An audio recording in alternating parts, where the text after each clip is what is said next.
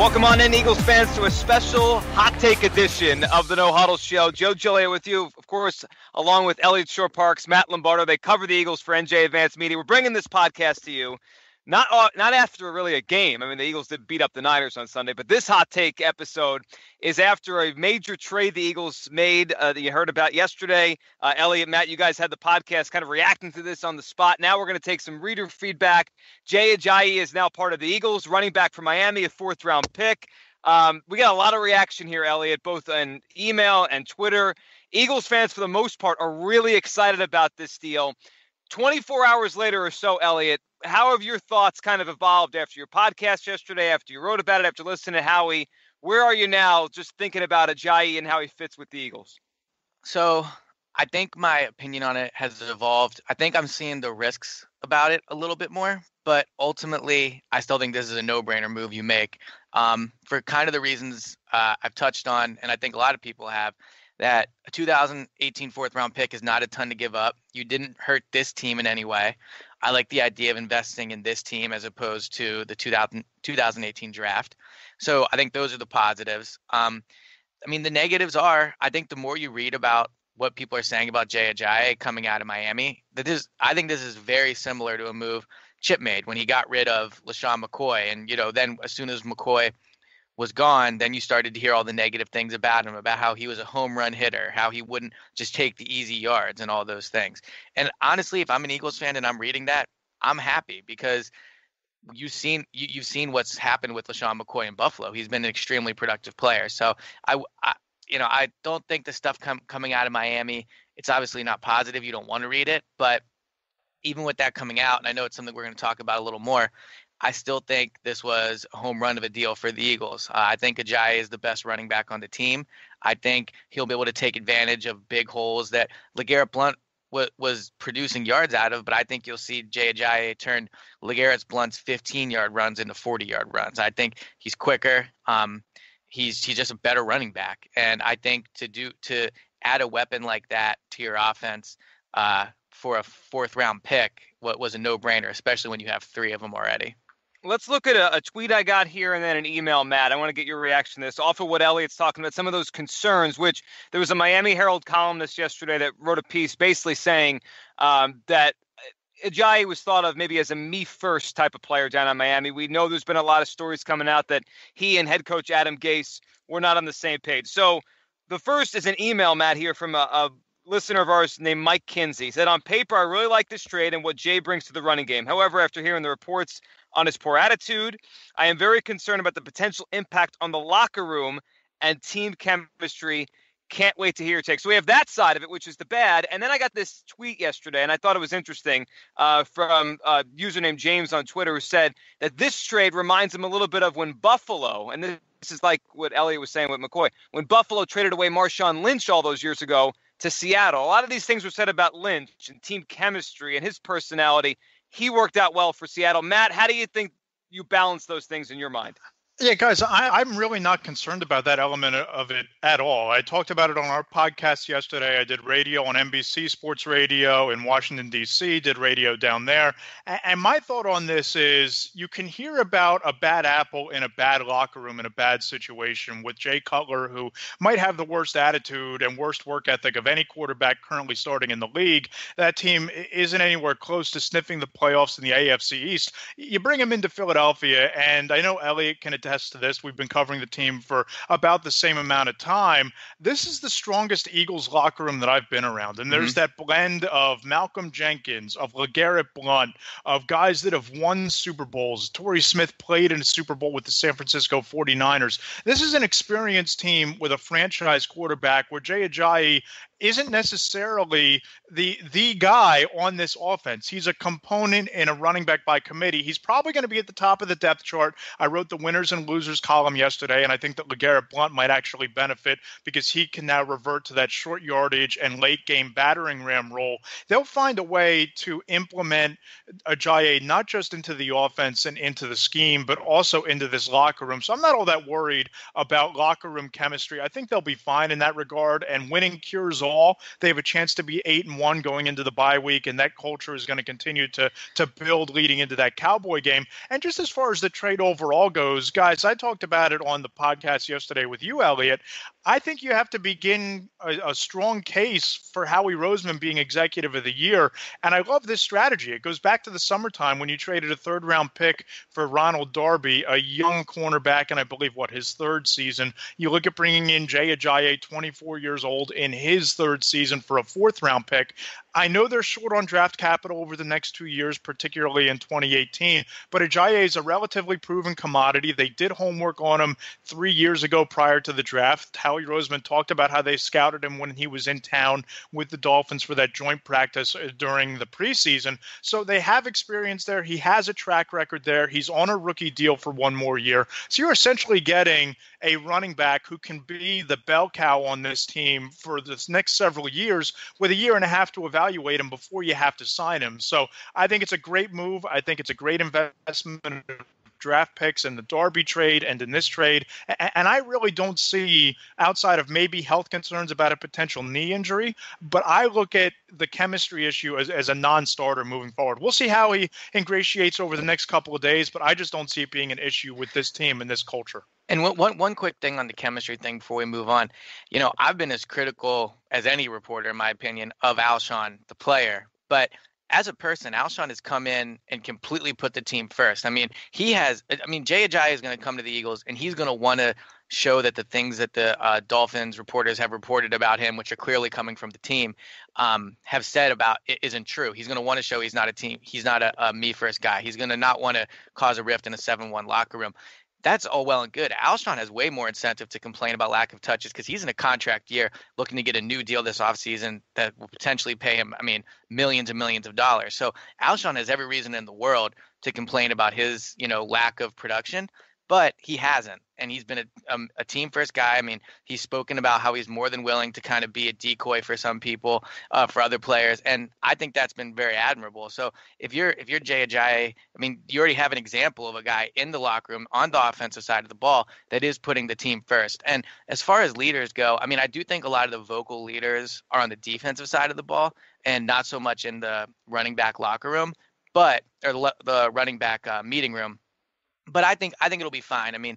Doug has a lot of strengths as a head coach, but one of them is certainly his ability to relate to players and deal with them. And right, but I'd say LeGarrette Blount is a leader on this team. Carson Wentz is certainly the leader of the franchise. Alshon Jeffrey, Torrey Smith, they've become mentors and leaders. And it might not be in the entire position group of the running back room, but Blount is sitting in there. Deuce Staley is sitting in there as a leader and one of the more highly respected coaches in this entire building. So there are examples to be said, not to mention the offensive line, which you talk about Lane Johnson and Brandon Brooks and Jason Kelsey. Those are 3 really strong leaders on the offensive side of the ball. I don't see that same leadership structure down there in Miami outside of maybe someone like Cameron Wake, who's a defensive end, and maybe Jarvis Landry, but he was on the market as late as yesterday as well. So I just think the culture that Doug has built here, the coaching staff, the veterans, the young up-and-coming players, I just think there's a better foundation to get the most out of Ajayi, the player, and get the most out of him as a person as well. I agree with both of you that I don't think this is going to ruin the locker room. I don't think this is going to be a big distraction. I think the next layer of this is how Doug Pederson deploys these running backs. Eliot, I thought it was interesting yesterday at the press conference, listening to Howie.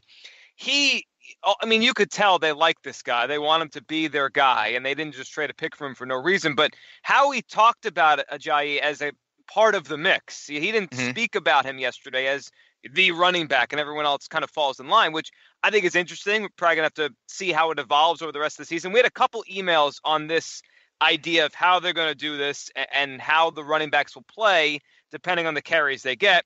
Ryan Quindelin said, "Hey guys, big fan, was frantically hitting refresh on your page this morning, waiting for your take on the Ajayi trade. He said he'd give it a B+.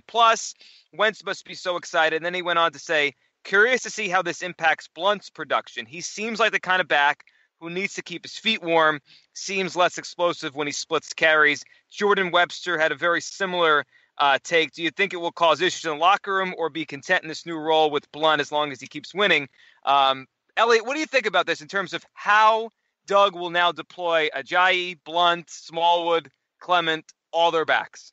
Well, the first thing I'll say is Smallwood's a basic non-factor at this point. I think he's had his shot multiple times to etch out a role on this team, and he hasn't been able to do it. It wouldn't surprise me if he's inactive this Sunday against the Broncos. So I wouldn't even worry about Smallwood at this point. Corey Clement and Jay Ajayi are now your two young running backs you're worrying about bringing on. So Smallwood I don't even think he needs to be in the conversation. As far as Blunt, yeah, I mean, his production is going to dip because he's probably not going to get as many touches. Now, that as Matt's pointed out later in the season, that might mean come December, come January when this team's playing in the playoffs, he'll be fresher, and I think that's a good thing. But I think the running back production overall will go up. So I think you'll see less from Blunt, but I do think in terms of how you'll see Jay Ajayi used, I mean, Howie Roseman talked about it at the podium. And the thing about Howie is he uses the podium. Like, he's not just up there answering questions. He goes up there with a mission. He doesn't reveal things. He knows what he wants to say. And my takeaway from him talking yesterday was he's not, just going to say, oh, Jay Ajayi is the number one guy. He's a great player. He's going to change our offense. And I think part of that is because of what his reputation was in Miami. I don't think he wanted to go up there and stroke his ego. He wants Jay Ajayi to know he's coming in here. He's going to have to work and earn his spot. But I also think he wanted to show LeGarrette Blount some respect that he's earned, frankly. I mean, look, I didn't think LeGarrette Blount was going to have a good year in training camp. I mean, he didn't look good, but he has played well, and he's a big reason this team's 7-1.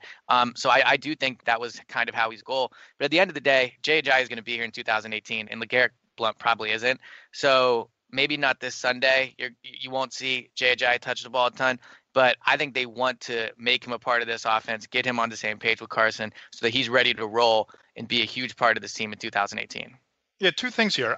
I don't know. I mean, we can all easily, and I wrote about it yesterday in terms of how it affects the depth chart. I agree with Eliot that Jay Ajayi is the best and most complete running back on this roster right now. He's the only running back, in my opinion, that's going to have a legitimate impact on this team in 2018.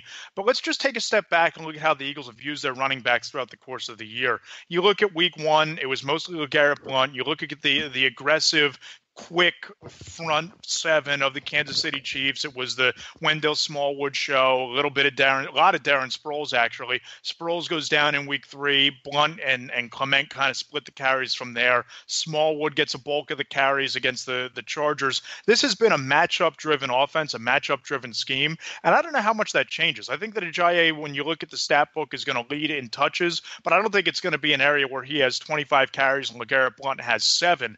I think that Doug is going to continue to be matchup oriented in how he game plans each week. And I also think that what it's going to do, and Eliot touched on it a little bit there, it's going to keep LeGarrette Blount fresh. He already has 100 carries on the season. We're halfway through the year. Last season, if you look at his numbers, he had 300 carries, just carries, not touches, carries with the Patriots. His numbers cratered in December. They were even worse. He averaged only 3.1 yards per attempt in the postseason with the Patriots. So now you can use LeGarrette Blount in the fourth quarter when you're trying to salt out wins. You can use LeGarrette Blount on third and short, but I think the running back with the best chance to be a 3-down back is Ajayi. But guys, I don't know that Doug Pederson's going to change the way he game plans all that much, and that this is going to be anything more than a running back by committee with Ajayi getting slightly more touches. I don't think he's going to be the bell cow. I don't think he's going to be a 30 touch per game back. Let's jump to the Howie conversation here. Matt, you brought this up a few minutes ago. It is interesting. I think we touched on this maybe a week or two ago with the idea the Eagles could have the MVP of the quarterback with Carson Wentz. They could have Coach of the Year Doug Pederson. They could have Executive of the Year Howie Roseman. And Howie, if not cemented, his part of this, he certainly pushed it forward a little bit. So we get an email from Cameron Robinson. Great move. We traded a 4th-round pick for a 24-year-old home run hitter that rushed for 1,200 yards last year. Howie is all in. And then at JaredG_13 on Twitter, hashtag the No Huddle Show. Absolute steal again by Roseman. Basically traded Eric Rowe and Bradford for Ajayi, Barnett, and their other 4th this year. Eliot, this move, just in the idea of what he gave up to get him and how he had these picks and to go make the move now, what did it tell you about Howie? Well, I mean, it is who Howie is. He's always the kind of guy that's going to make a big splash. I think he's always shown that as his time as general manager. Some of the trades have worked out. Some of the big signings have worked out. A lot of them haven't. Now we'll see what happens here. But I think as I was driving home from the NovaCare yesterday, one thing I was thinking was, when you look at the moves Howie's made, I'm not saying he's on the hot seat by any means, but he doesn't GM like a guy that feels he has 5-6 years to build this thing. And if you remember when Jeffrey Lurie rehired Howie, he said, Howie's going to be graded harshly. And he's, I just remember Lurie wasn't painting this as a rebuilding, that he expected Howie and he was going to be grading Howie as a win now type GM. And these are the type of moves you make. I mean, the 2018 draft is decimated at this point. And I think that's the right call. I think that they should invest in this team. I'm still questioning the decision to give up the 3rd-round pick for Ronald Darby, but that's a debate for another podcast. But Howie's showing he's going to win now. He sees an opportunity. I mean, this is probably the best chance Howie's had as a general manager to get his team to the Super Bowl. I mean, maybe that one year with Michael Vick when he got hot. But I think this is Howie's best chance. I think he sees it. And I think Howie sees what a lot of people do. And I mean, we can debate how good we think the running backs are, and people saying, well, they didn't need a running back. They didn't need a running back. Well, clearly the Eagles felt they needed a running back. So, the Eagles aren't content with just being 4th. They know what they're looking at. And Howie's always going to be the type of guy that'll make a move if he sees the option to do it, and he's not afraid to. So I like that aggressiveness from Howie. We'll see if it works out.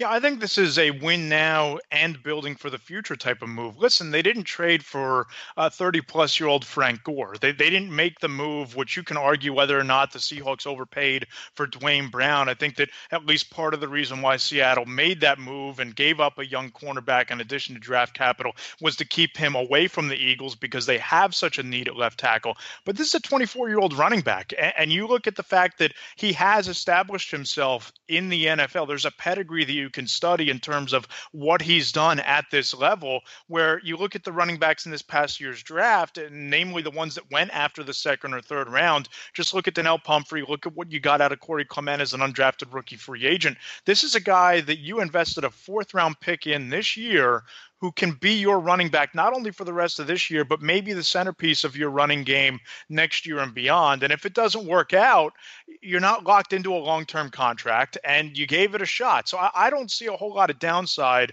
for making this type of a move or the Darby move. They're almost simultaneously building a roster capable of winning now with enough youth to be centerpieces of both the offense and the defense for the next several years. It feels like the window, they've cracked this window open, and now they're kind of pushing it open even more for this year and even next year. I agree with that, Matt. The idea they traded for a running back, though, Elliot, go back to yesterday morning when this news broke and just your feeling on it, because the rumors and the thoughts were offensive tackle because Jason Peters is out. I even thought maybe a linebacker could be in the mix just because they're thin there now. We know there were some rumors out there with Frank Gore and maybe veteran running backs. The Ajayi thing took us off guard. At the Max White says, seems gratuitous, bigger needs elsewhere, hashtag the No Huddle Show. Do you think this roster's okay with using the resource they use to get a running back instead of, let's say a left tackle or a linebacker and leaving those holes empty? Yeah, I mean, without knowing who they had the opportunity to get, and I do know that they tried to trade for an offensive tackle. I mean, I think the price tag, you look at what Dwayne Brown from Houston, you look what the Seahawks gave up for him. That's a lot to give up. I mean, the Eagles, well, I guess they could have traded the 2nd-round pick in 2019, but I think that would have been overpay. Look, I'm bigger on Vaitai than a lot of Eagles fans are, and that's not even to say that I think he's going to be great. It's just Eagles fans are so concerned he's going to be terrible that they're not even giving him a chance. I think he played well against the Niners. He gave up the 1 sack, but overall I thought he kept Wentz pretty clean. The pressure wasn't his fault. So to me, the Eagles' biggest concern was more at backup offensive tackle. And I think, yeah, would you have liked to added someone? Yeah, but in my opinion, the Eagles did the right thing, and they added the best player they could with that 53rd roster spot. And I think they didn't give up a ton to do it. So look, the offensive line, Vaitai is going to have to prove that, he can man this job. And if he doesn't, the Eagles are in serious trouble. There's no denying that, because Sayamalu at tackle is not great. Maybe you move Lane over to left, but then again, you have to put Sayamalu at right. And Taylor Hart shouldn't go anywhere near the football field this season. Maybe you develop him for next year. But yeah, they have serious issues. They have serious potential issues at offensive tackle if Vaitai doesn't pan out. But I think Vaitai will play well. So yeah, if you could have added, a Pro Bowl caliber, 'cause let's be honest, they added a Pro Bowl caliber running back. If you could have added a Pro Bowl caliber tackle for a 4th-round pick, then yeah, I think I would have done it. But apparently, I mean, seems as if those options were not out there. So Howie just added the best available player he could, and I think that was the right way to go about it. Matt, your thoughts on what they added compared to what they maybe would have needed, and leaving that left tackle and leaving that linebacker spot unfixed or left just the way it was. Yeah, we'll see what happens at tackle. I mean, look, Vaitai kind of is what he is. I think he's a project player at this point who's playing a lot more snaps than you'd like to see him play at this stage of his career. I would have liked to see them go out and get a tackle, but once Joe Staley fractured his orbital bone and that kind of took him out of the market, Dwayne Brown was the best available. Who knows what the price tag was on Cordy Glenn, but guys, I said it 2 weeks ago. I'll say it again. I think that Vaitai starting at left tackle is going to cost this team at least one game, and I think that the Niners authored the game plan on how to beat this team. They They overloaded lost. the left. Just putting that out there. Well, right, because they're 0-8 and they don't have the Right. talent to execute it. But that doesn't mean that in a loss you can't expose the flaws of a team. They sacked Wentz 3 times in the first half. They hit him 7 more times throughout the course of the game. And a team that has more talent defensively, that can run delayed blitzes with their safeties up the middle while bringing pressure off the left edge, when you're double teaming the left tackle with your best pass rusher, those are the type of things that the Broncos are going to do. Those are the type of things that the Raiders are going to do, that the Cowboys, when you play them twice this year, are going to do. Seattle, LA has the chance to do that. I know that the Eagles were proactive in terms of bringing in a pass-catching running back who might be a slight upgrade in terms of pass protection, but I think that the Niners showed teams how to beat the Eagles. They just weren't equipped on either side of the ball to do it. And I think they made a mistake, the Eagles, by not being as aggressive at tackle as they were at running back. But see, my only counter to that would be that whether that's the blueprint or not, I mean, teams have been blitzing the Eagles all year, and realistically, you weren't going to be able to add with it unless you overpay. That right. I mean, Howie Roseman says a lot of things at the podium that I disagree with, but one thing he does say is, look, it's hard to add quality offensive tackle help. I mean, teams just don't give that away. So I see your point, and I agree that teams are going to blitz the Eagles, and it's going to be up to them to scheme, and it's going to be up against Doug to figure out how to handle that.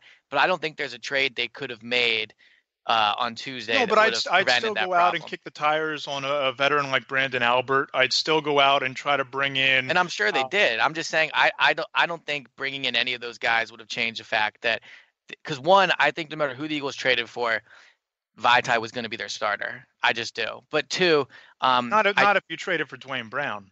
Not if you traded for Cordy Glenn. I mean, they walk in here and they're the starter immediately. If not the starter against the Broncos, they're lined up against the Cowboys.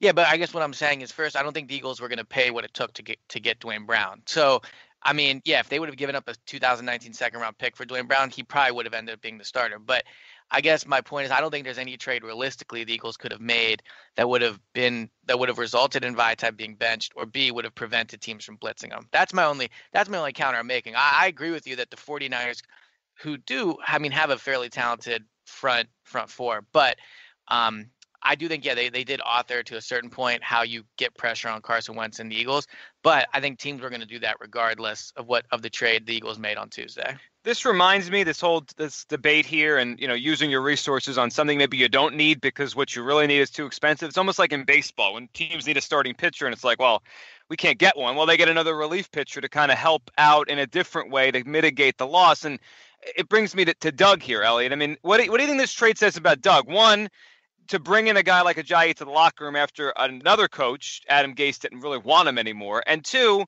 I feel like this whole conversation is Vaitai is still going to be a left tackle. We're giving Doug another back to use, and it's up to Doug Pederson to scheme an offense that, one, protects Carson Wentz, two, still works, and three, can, kind of offset the loss that they have at left tackle with adding a running back. Yeah. I mean, look, this is a move you make if you're confident in Doug on two regards. One, you're confident in Doug, he'll be able to handle the fact of adding Ajayi to the locker room. And I think one thing I want to add before I go on is, you read a lot about what's coming out of Miami about Adam Gase, and he seems a lot like Chip Kelly in the way that he's trying to change that locker room and change culture, and he's giving away talented players to do it. I know that Gase and Chip Kelly are fairly close. So, I mean, I'm not saying that Chip suggests he do this or anything like that, but I do think that they probably have a similar mindset in that regard. But in regard to Doug, I do think they trust Doug to make this work, both on two ways. One, off the field in the locker room, and two, as a play caller. And one thing I've said about Doug since 2016 preseason was he is good at featuring guys and getting the guys in position, like working to his player strength. I think you've seen that with Ertz. You've seen that with Aguilar. Not so much with Torrey or Alshon yet, but I do think he'll be able to integrate Ajayi not only into the locker room but into the offense without upsetting people, but also getting the best out of Ajayi that Miami wasn't able to this year. All right, let's wrap with this because I think this is now the conversation. They have Ajayi. I know you guys talked about their Super Bowl chances and their window. We did a little bit yesterday, a little today. We have a tweet here, Matt, from @EaglesSZN 2017. With the addition of Ajayi, the Eagles will finish 14-2. #boom. #the No Huddle Show. I'm not sure if that's going to happen, but how do you view this roster now, Matt? 7-1, adding a back that over the last 2 years, even with some down games this year, is top 5 in the NFL in rushing. Yeah, I think that they have completely shifted the balance of power in the NFC East in particular because not only did the Eagles get Ajayi, they prevented the Cowboys from getting him. Let's not forget Ezekiel Elliott is going to be suspended for 6 games beginning as early as this Sunday, which means he's not eligible again until, week 14, I believe it is. He can actually come back. So the Cowboys are probably shopping for running backs. The Eagles got him, kept him out of Dallas. They cemented their own roster. I think they're clearly now in that group of teams to beat in the NFC. I think that it's a hierarchy of 4 teams. It's the Eagles, it's the Seahawks, it is the New Orleans Saints, and it's the Los Angeles Rams, and it's a race to the finish line. I think the Eagles are well positioned, depending on how Vitae holds up, to finish anywhere from 12-4 to 13-3 at this stage. It's going to be a really bumpy second half when you got to go to the West Coast for 2 games. You got to play Dallas twice. The Raiders come here on Christmas. But they've built themselves a beautiful cushion at 7-1 and potentially 8-1 going into the bye week, where as of today, they're in the driver's seat for home field advantage throughout the playoffs. And I think that if you finish with anything other than a bye week and 1 home game, then you can say that the second half was a bit of a collapse. But I don't think that it's, even in a worst case scenario, I don't think they fall anywhere lower than maybe the 2nd seed. Yeah, I agree. The one thing I will say is, I look at it in 2 ways. First, just a flat out regular season. I mean, they have Denver, Chicago, Dallas twice, the Giants. I'm not saying they win all those games, but I think they probably go, maybe 1 loss in that group. I'm not as big on the Rams as other people are. I mean, traveling there after a week of being out in California, that is going to be a tough game. And it's one of the tougher games remaining. But to me, when I look at, I think they'll finish with 12 wins and they'll finish with a top 2 record in the NFC. But to me, I think it's key that the Eagles finish first for a number of reasons. One, just because it's always better to finish first and second. But 2, this team does not want to go to Seattle for an NFC championship game or a playoff game. To me, even though the addition of Ajayi is a good one for the Eagles, the addition of Dwayne Brown is potentially a very good one for Seattle because their biggest weakness was their offensive line. The Eagles' biggest weakness was not their running back group. So I think Seattle addressed a need more than the Eagles did. Jay Ajayi might be a better player than Dwayne Brown, but I just think when you look at the Seahawks, the addition of Dwayne Brown makes that offensive line better. And I think the Seahawks were already going to be an extremely tough opponent for the Eagles because they have a great defense, they have a Super Bowl winning quarterback, and they have a ton of playoff experience. And the teams are going to be an issue for the Eagles come playoff time are teams with playoff experience and good quarterbacks. I mean, the Eagles don't have playoff experience. They could be the best team in the league this year. They could finish 15-1. They could lay an egg in the first round or in their first playoff game just because they've never been there before. I'm not saying I think they will, but that's just reality of the situation. So I think at this point, I think they should finish with a top 2 record in the NFC. But I still think if I was putting out my power rankings, I'm just in terms of who I think has a better chance of getting to the Super Bowl. I think Seattle has a better chance of getting to the Super Bowl than the Eagles at this point, just because of their playoff experience. But watch out for the Saints. They've won 5 in a row. Drew Brees is still the quarterback, and I know you dismissed the Rams. They have an upper tier top 15 quarterback, a top 10 defense. That's where I disagree with you on. Okay. I don't think. Go watch a little more Jared Goff, and then you look at Sean McVay, who probably has a better Coach of the Year resume at this moment than Doug does. I'm not saying that the Rams are the best team in the conference, but I don't think that you can just glance over them and say, "Oh, that's cute what they're doing." They're 5-2 in the NFC West. They went toe-to-toe with the Seahawks, and the Eagles have to go there. I think there's a chance the Eagles lose both to Seattle and the Rams. And we'll see how that impacts you in terms of tiebreakers. But you walk into the postseason at 12-4, you better play New Orleans in Philadelphia is all I'm saying, because Drew Brees coming in here and God forbid from an Eagles standpoint, going to New Orleans in the playoffs, that's not a scenario I think this team would really feel comfortable in. Right. Well, the way I look at it is this. I think if you look at all the potential games Eagles could play in the playoffs, I think I would pick them to beat the Rams in Philadelphia. I would pick them to beat the Rams in Los Angeles. So I'm not worried about the Rams. The Seahawks, I think I would probably pick them to lose either in Philly or Seattle. The Saints, I agree with you that if they had to go to New Orleans, that would be very tough. I think I'd probably pick the Eagles in Philly, but that would be one of the tougher. That would be a 50-50 thing. So I think that's kind of where the Eagles stand right now. But that being said, we talked about Jay Ajayi for the first 35 minutes of this podcast.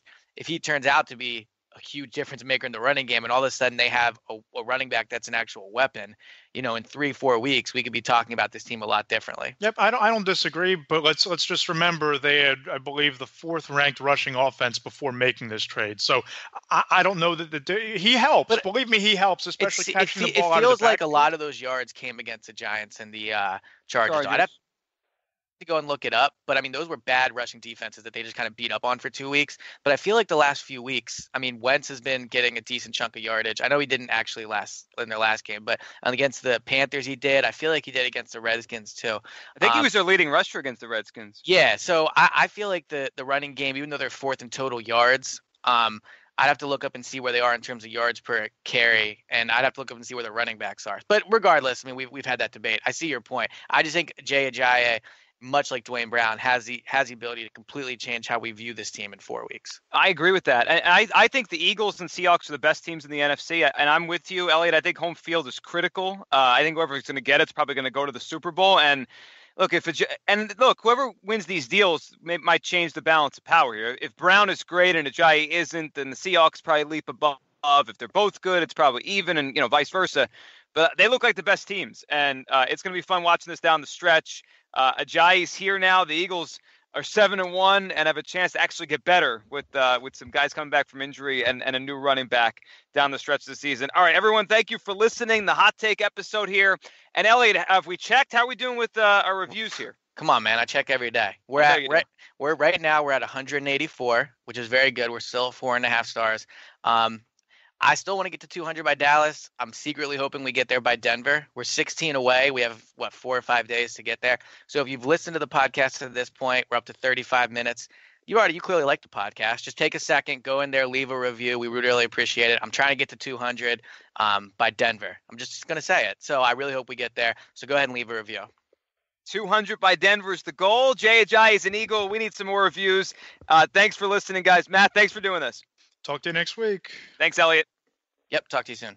Thanks to all of you for listening to this episode of the No Huddle Show right here on NJ.com.